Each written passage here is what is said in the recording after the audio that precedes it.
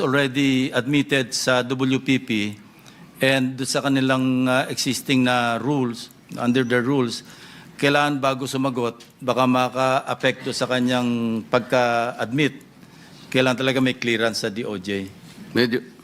Thank you. Medyo magulo yun, Mr. Chair, kasi... Medyo magulo nga rin, pero yun ang kanilang... Bakit kinakailangan nyo siyang padalan dito pagkatapos marirestrict din pala? This is an open investigation. Sana walang ganon, kasi nangyari na sa amin yon when the former DOJ was here, habang nag-uusap-usap kami rito, habang nagtatanong-tanong kami, kukunin niya yung isang witness namin o isang resource person, dadalhin sa NBI. Pagdating sa NBI, meron ng supplemental affidavit. Naguguluhan kami sa ganung pangyayari. This is supposed to be an independent committee under the legislature. The DOJ is an executive department. I'm not questioning this, no? But parang magulo lang sa amin. So, kaya ko lang na-point out, Mr. Chair. Question sa DOJ. Under the WPP, law ba itong yung ganyan? Confidentiality, yes, Mr. Chair. The matter that pertains in confidentiality of the proceedings as well as the manner by which the witness was evaluated and how he was covered is confidential. That's the reason why it is being invoked by the witness, Mr. Chair, because like I said earlier, it is not because we want to restrict his testimony, but there is a law. The law itself provides... So it is the law yes, that says so? Yes, and it provides for penal sanctions, Okay. Mr. So Chair. to answer the question of the concern of Secretary or Senator Marcoleta, kailangan yamen yung law pala. No.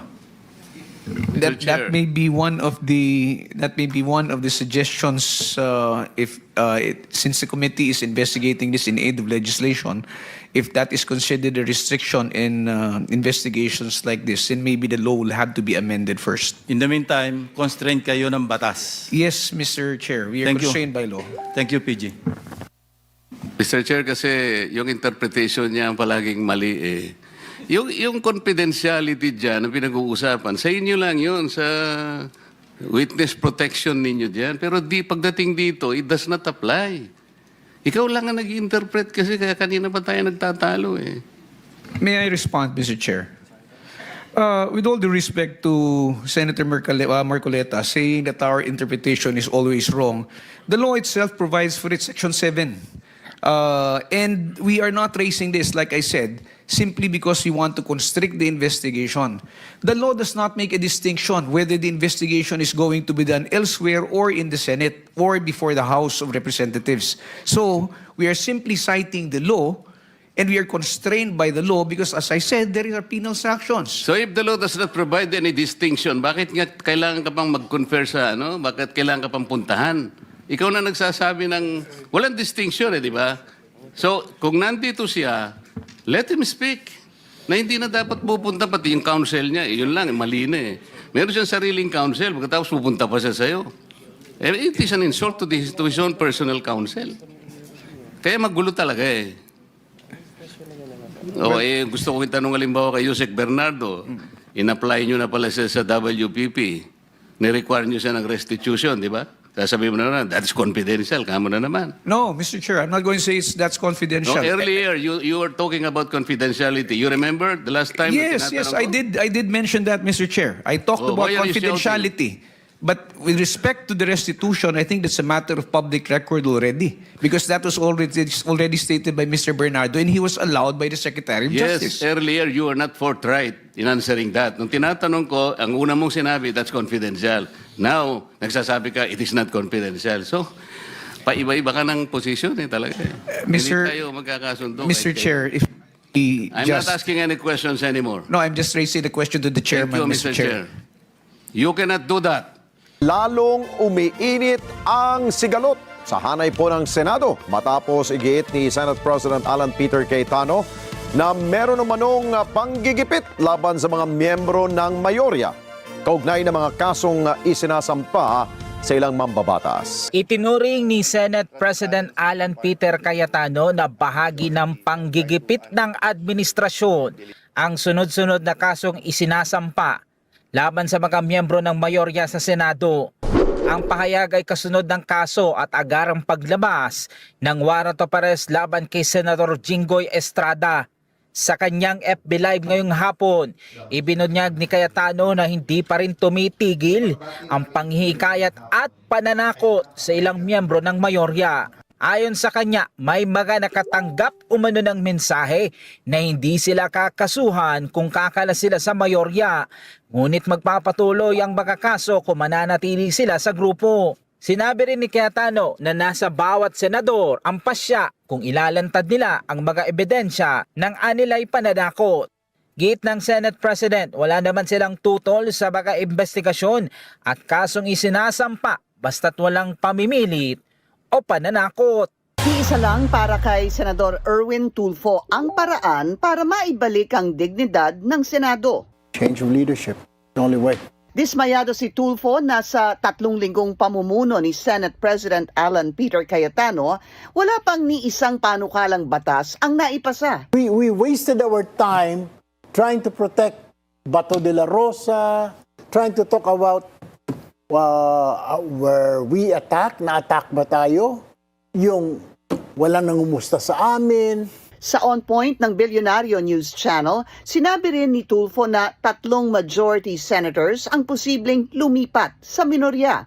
Kasi nga, nagbibiroan kami, mga body language nila during Wednesday. May kita mo naman na some of them, some are quiet, one wasn't there. So yung body language si Senator Loren, that's still a likelihood. Senator Cheese? Because Senator Loren, she has a lot of friends. I mean, both sides naman eh. And so is Cheese Escudero. Senator Cheese is a barkada of Senator JV and Senator Win. Pero ayon kay Tulfo, walang katiyakan kung tatanggapin nila si Escudero. We'll have to talk about it. Tapos yung senior members namin na nakakaalam dyan. I mean, Masama ang laraw kasi siya ng mga kapwa senador not once but twice. Humingi ng malalim na pag-unawa si Senator Mig Zubiri sa mga taga-Bukidnon sa gitna ng mga batikos matapos siyang sumama sa Senate Minority Bloc. Sa isang press conference sa Malaybalay City, sinabi ni Zubiri na masakit para sa kanya ang mga kritisismo dahil malalim ang kanyang ugnayan sa mga taga-Bukidnon. I'll tell you to the people of Bukidnon, I love you dearly. And I'll die for you. I will die for you. So, I hope that you understand the position. Kasabay niyan ay inilahad niyang pakiramdam niya ay binetray siya ng 4 na miyembro ng kasalukuyang Senate Majority na kanyang pinangalanang sina Senator Bato de la Rosa, Bongo, Amy Marcos at Robin Padilla. Ayon kay Zubiri, 2 beses umano siyang tila tinalikuran. Una, nung mapatalsik siya bilang Senate President noong 2024. Pangalawa, nung simula ng 20th Congress, matapos umano siyang pangakuang muling susuportahan sa Senate Presidency, pero hindi rin natupad. Giit ni Zubiri, kaya niya raw makipagtrabaho sa mga hindi niya kapartido sa politika dahil may respeto at delikadeza pa rin dapat. Pero magkaiba raw ang kalaban sa politika at traidor. Binanggit pa niyang si De La Rosa na hindi pa matuntun sa ngayon bunsod ng ICC warrant ay isa sa mga nangakong susuporta sa kanya sa harap mismo ng mga tao sa Bukidnon. Pero pagkatapos ng botohan noong 2024, nalaman na lang daw ni Zubiri na ang parehong senador ay bumoto kay Senator Cheese Escudero na pinalitan siya noon bilang SP. Naging independent member si Zubiri na magkaroon ng kudeta noong May 11 kung saan naluklok bilang SP si Senator Alan Peter Cayetano. Kalaunay sumapi siya sa ngayoy solid 11 ng minorya. Kabilang din siya sa mga senador na nag-walk out sa plenaryo noong May 26 bilang pagtutol sa naging debate to divide the House pagdating sa kung dapat bang isa lang ang panukalang payagan ang remote participation at online voting sa Senado. Ano po naman ang reaksyon ng Malacanang ito? Reaksyon ng Malacanang. Totoo ba na alam ng Malacanang na talagang tinatarget ang mga nasa majority ngayon ng Senado? Diba? May basbas ba ng Malacanang ito? Ito po ang sagot ng Malacanang. Hindi totoo yan. Anong target? Itinatanggi po ng Malacanang na tinatarget ng Administrasyong Marcos ang mga senador na nasa majority block sa pamamagitan daw po ng mga kasong legal. Ayon po sa report ng Ombudsman noon pong plunder laban kay Senator Jinggoy Estrada, naganap na nga po kanina, gaya ng binabalita namin, at hinug na rin daw po, talaga hinug na rin daw po ang isasampang kahalintulad na kaso laban kay Senator Joel Villanueva. So, dalawa na, no? Ibinabanggit ko sa inyo kanina. Sa parehong araw, nakuha rin daw po ng Ombudsman ang precautionary hold departure order laban po naman kay Senator Rodante Marcoleta. Ayun, kasi nag-request ang ombudsman sa Sandigan Bayan, no? Mukhang kinampihan, sinangayunan, no, ha? Ang hold departure order. Pero ang tawag po, precautionary hold departure order. Ayon po mismo kay Auntie Claire. Kilala niyo po si Auntie Claire? Ay, yes. Si Auntie Claire, ang sabi niya, dati na pong umiral ang mga kaso ng mga senador bago pa man nabuo ang Senate majority na kinabibilangan nila. Oho. Ayon pa po kay Auntie Claire, ang mga issue laban sa mga senador ay matagal na at hindi nauugnay daw po sa kasalukuyang administrasyon. At binigyan din pa po niya yung kaso daw po ng Senador Marcoleta, ay impormasyon na mula mismo sa kanyang sariling pag-amin tungkol daw po sa donasyon sa kanyang kampanya na umabot daw po 75 million pesos na hindi na-deklara sa kanyang Statement of Contributions and Expenditures. Aber, pakinggan nga natin si Auntie Claire. Auntie Claire, pakinggan nga po namin. Ang mga issue na naibabato sa kanila, hindi pa po nagkakaroon ng majority of 13. Ito po ay na-issue na. Katulad po nung kay Senator Marcoleta. Ito naman po ay sa kanya mismo nanggaling. Sa kanya mismong admission na hindi niya inilagay sa sosi niya yung mga donors niya, nagkakahalaga ng 75 million pesos. Hindi ito nanggaling sa administrasyon at si Senator Marcoleta mismo ang mga nagbigay ng impormasyon kung sino-sino ba ang kanyang mga donors. So, hindi ito issue na ang administrasyon ang nagpupukol. Sila mismo ang nagbigay ng mga impormasyon patungkol po dito. Ang patungkol naman po kay Senator Jinggoy, still, hindi pa naman po nabubuo yung 13 na majority nung ito ay naipupukol sa kanila. Hindi lamang sa kanya. Marami po dito ang nabibigyan ng mga issues. So, hindi po ito dapat maiugnay sa administrasyon dahil ito po ay matagal ng issue bago pa po nagkaroon ng 13 na miyembro ng majority. Balikan ko lang sa inyong kay Senator Jinggoy. Kaya pala nung kayo nang maging majority, parang may lumabas sa social media, ang pinapipili daw prinsipyo o plunder. Ay, totoo yun. Nanindigan sa prinsipyo ata si Senador Jinggoy. Totoo yun. Alam mo, kaya ito gusto ko sabihin, hindi naman dahil sa kaibigan ko siya. Ano? Opo. Nakita ko rin naman yung pressure na ina-apply sa kanya. Kahit sino siguro, tao ka lang naman eh. Di ba? Lalong-lalo na kung alam mong wala ka namang kasalanan at plunder kaagad ang ikakaso sa iyo. Alam mo naman, kahit ano pang pangangatwiran mo sa ilalim ng kanilang pagpo-prosecute na ito, wala kang kalaban-laban eh. Wala kang kalaban-laban. Kapag pinail nila sa Sandigan Bayan, arestado ka kaagad, kulong ka kaagad, ganun kasimple. Ang mangyayari ron, nahiwalay nila sa amin, hindi siya makakapag-attend ng hearing. Opo. Yung mayorya, malulusaw nila. Yun ang kanilang pinupuntahan. Ngayon, pag-isipan po ninyo, kayong mga kababayang nakikinig, talaga bang interesado sila na i-prosecute si Senador Jinggoy? O interesado lang silang maibalik yung mayorya sa kanila? Kasi kung talagang may kasalanan yung tao, ba't kinakailangan mong gipitin? Ba't kinakailangan siyang umalis? At sasabihin mo sa kanya, para hindi ka na mahirapan. Ikaw naman, ilang beses ka na namin kinukumbinsi. Kumalas ka lang sa kanila, wala ka ng kaso. Ngayon ko na-realize yan, tama pala sabi mo, no? Kung ako si Senador Jinggoy, sa tindi ng pressure na yan, baka babawi din ako. Di ba? Mabigat yun. Wala muna doon sa punto na yun. Kaya gusto kong pag-usapan muna natin itong ginawa sa kanya. may isang bagay pa akong gustong sabihin eh. Opo, opo. Hindi ko akalain na ganun kalakas din ang loob ng taong ito.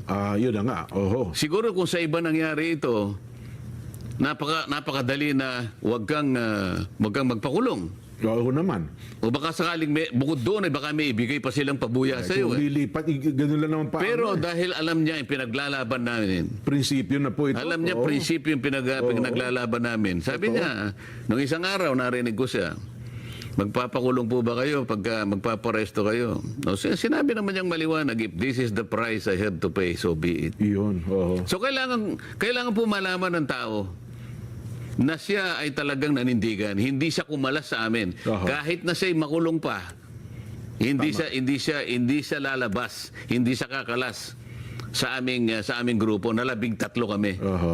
Well, again, Sen, liwanagin lang natin, hindi natin binabanggit ito, kundi parang kampihan si Senador Jinggoy para sabihin wala siyang kasalanan, may kasalanan, kundi ang ating binabanggit, yung paninindigan niya doon sa kanyang prinsipyo Yung paninindigan niya, binabanggit natin sapagkat Opo. alam namin at sinasabi niya sa amin, araw-araw na lang siyang sinasabihan. Tinatawagan, no? Gusto mo pa bang makulong samantalang ito lang ang pakiusap namin sa iyo? Oho. Ayoko nang banggitin ang mga taong tumatawag sa kanya. Nako. Sinasabi niya sa amin, tuwing magmi-meeting kami, kani-kanina lang, nag-meeting kami uli. Opo. Bago siya pumunta ng Sandigan Bayan para magpiansa, magkakasama kami uli. Malungkot siya, bakit hindi? Totoo naman. Tao ka lang naman eh. When the righteous rule, people rejoice. Because pag tama ang pinaglalaban o tinanim, maganda pong aanihin. Pero when the wicked rule, of course, malungkot ang mga tao kasi may consequence at may consequences ang paggagawa ng masama. So why am I saying this is about our democracy? Well, good governance kasi is about doing the right thing. And because men and women have their weaknesses, na-develop po yung presidential form of government at yung tinatawag na check and balance. Ibig sabihin, interdependent ang executive, ang judiciary, ang legislature, in our case, dalawang houses po to, House of Representatives and the Senate. But napaka-importante na independent ang legislative, ang judiciary from the executive. Kasi kung hindi, dictatorship yon. At pag may dictatorship ka, tama't mali, iuutos na lang ng iuutos to, wala ng check and balances. So, paulit-ulit sinasabing magulo ang Senate. Hindi po. In this administration from 2022, it's the first time po na nagkaroon ng majority at Senate President. Hindi lang po Senate President, yung majority, na wala pong kamay ang Malacanang sa pagpili ng SP at ng mga komite. So, ibig sabihin po, I can dare say this is the first fully independent majority.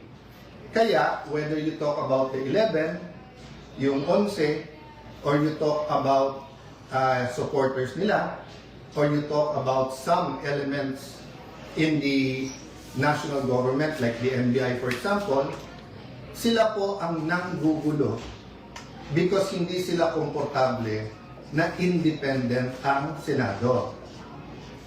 So when we talk about check and balances, may consequences po to. So for example po, bilang check sa executive, meron pong impeachment process. So hindi pa ho kami nakakaupo or bagong upo pa lang. Sinabi na po sa amin, you want to do it again? Okay. So, sorry guys, I'm just asking kung okay naman yung sound. Okay. Because we're just using a cell phone and taking this opportunity to speak to all of you directly, no? So, nandun ako sa impeachment, di ba? Ang dami po, may mga bishops, may mga business groups, may mga schools. Naglabas po lahat ng mga statement na kailangan independent, kailangan impartial yung impeachment. Sabi, etong bagong majority will do many things, will manipulate, will have machinations, whatever, para itigil yung impeachment. Pero nakita niyo po, napakaayos, walang naging problema. So, yun po ang sasabihin ko sa inyo. Impartial, ibig sabihin po, base sa ebidensya, tamang proseso. Ang problema po kasi sa ibang statement, na sa utak nila ay ang impartial convict na. O, ganun din sa kabila, yung sinasabing impartial ay acquit na. Wala pa nga home trial eh.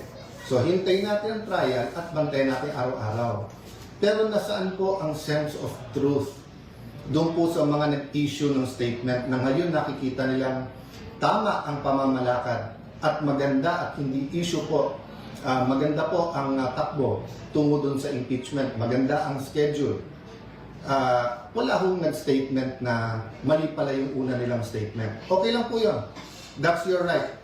Ang sinasabi ko lang po kung anong itatanim nyo, lalo po yung mga namumuno ng mga eskwelahan, binabantayan kayo, gagayahin kayo ng mga bata. So dapat, pag tayo gumawa ng statement with integrity, with truth. Ganon din po, yung events na nangyari po noong Tuesday.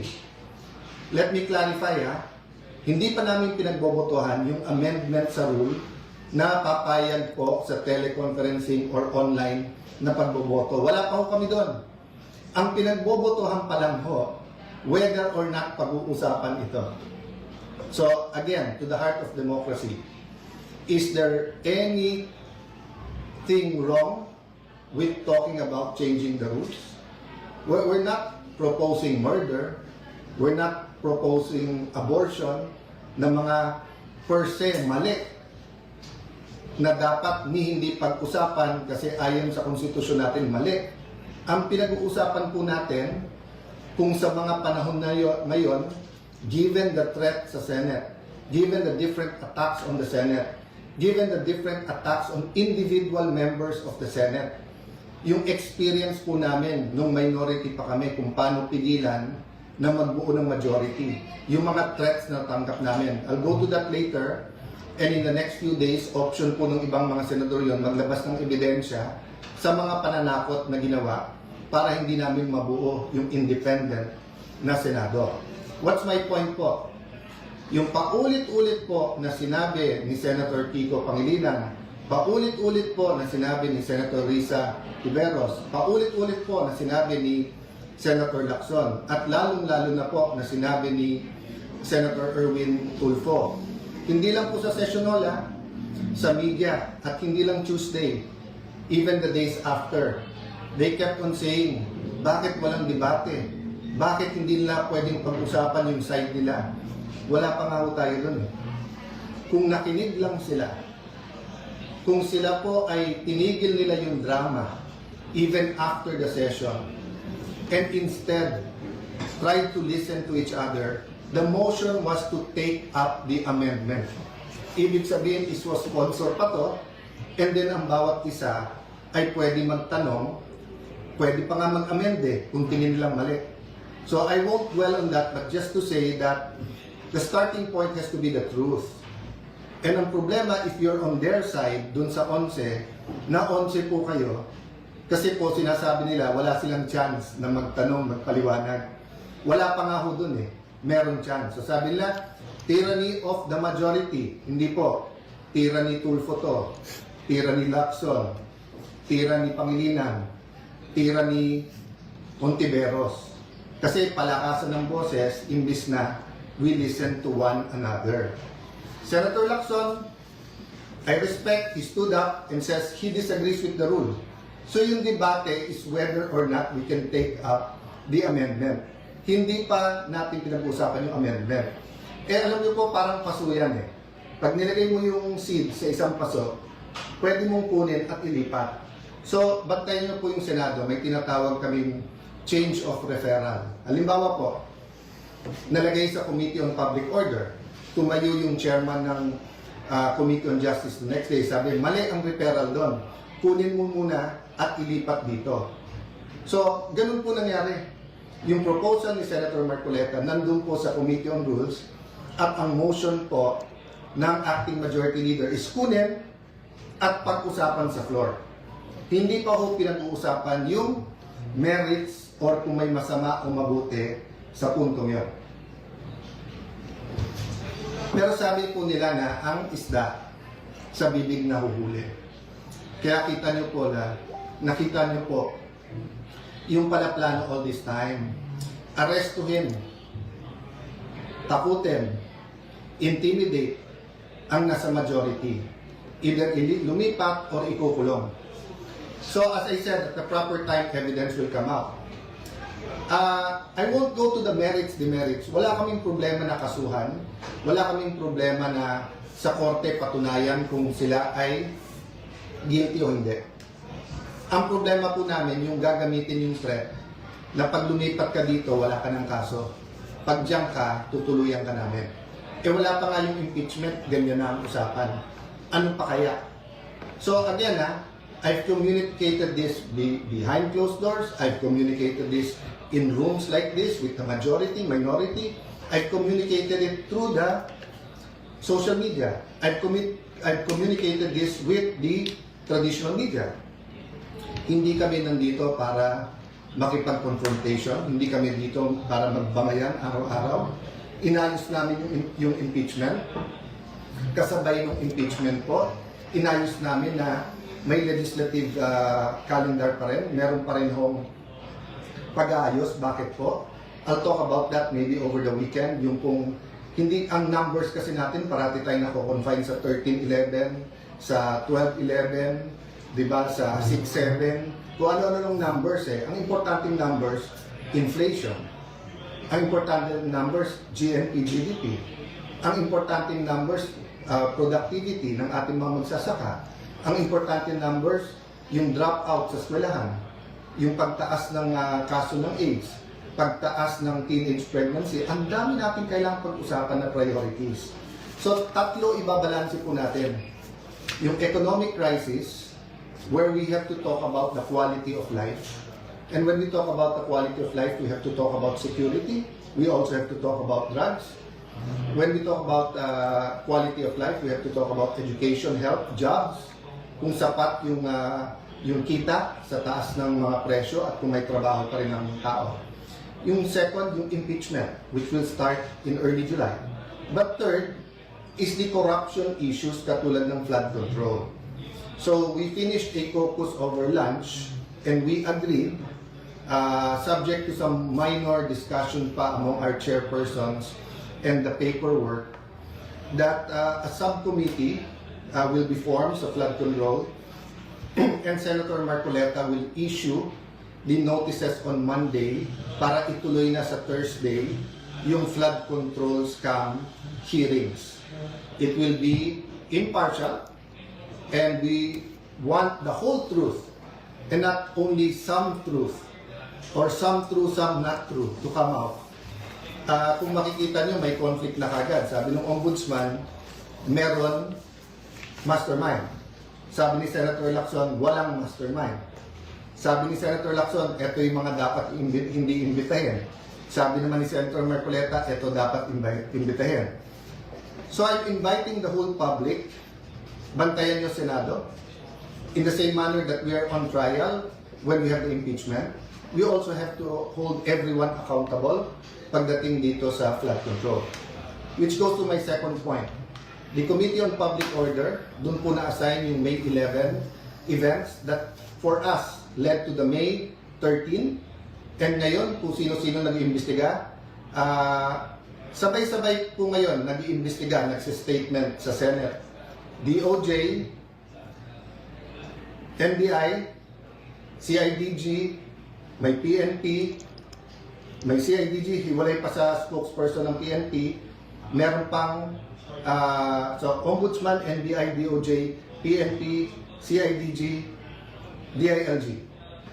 Agad-agad pumayag kami sa joint with the DILG at PNP, but at one point, sila na lang.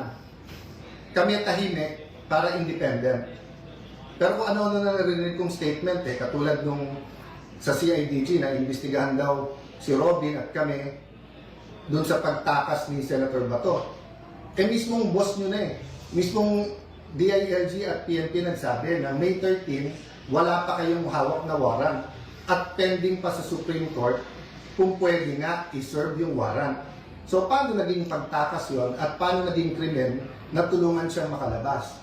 So kung iimbestigahan niyo ang buong Senate at majority, kailangan yung imbestigahan ng Chief PNP at SILG.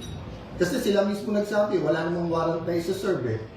So, you know, it's getting crazy. Paulit-ulit na lang kayo na magulo ang Senado. Hindi po ginugulo nyo. Let me backtrack ha. Nung natanggal po last year si Senator Cheese Escudero, lumabas yung anyone but cheese. Anyone but cheese. O, pumayag na si kanina, Senator Loren. Nung February po, iupo po namin si Senator Loren. Doon nagsimula yung mga pressure at doon po nag-impusa na narinig namin na kasama sa deal yung mga kaso. O, sinabi anyone but Loren.